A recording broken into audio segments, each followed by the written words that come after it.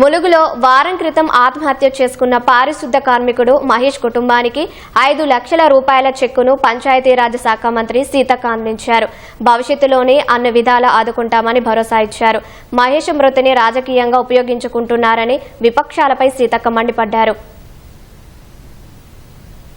చావును కూడా కొంతమంది రాజకీయ ప్రయోజనాల కోసం వాడుతున్నారు. ఎవరైనా ఇప్పుడు నేను కూడా ప్రతిపక్షం ఉన్నప్పుడు చాలా మంది చనిపోయిన కాడికి మేము పోయినాము.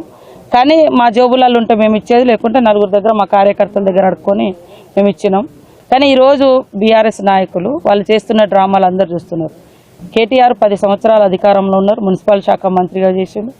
వాళ్ళు కాళేశ్వరం మీద ఎట్లా దోసుకున్నారో ప్రజలందరికీ తెలుసు. ఈరోజు ఇక్కడ డ్రామా చేసే దాంట్లో ములుగులో రిచ్ హైయెస్ట్ అయ్యి రియల్ ఎస్టేట్ చేసేటోళ్ళు ఇలా డబ్బాలు పట్టుకొని వచ్చి మైదా మహేష్ పేరుతోటి వసూలు చేయడం అనేది బాధాకరము.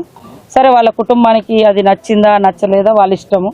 కానీ ఈరోజు ఒక వ్యక్తి చనిపోయినప్పుడు అది గవర్నమెంట్ నుంచి కూడా మేము దాదాపుగా 5 లక్షల వరకు మేము సాయం చేస్తున్నాం. దాని తర్వాత ఇన్సూరెన్స్ ఉండే, ఇంకా ఇల్లు అని పెట్టిద్దాం అనుకుని ఇవన్నీ కూడా ఉన్నాక గవర్నమెంట్ ఏం చేయట్లేదు అనేది ఏదైతే చేసిరో రాజకీయం కోసం, అది చాలా బాధాకరం.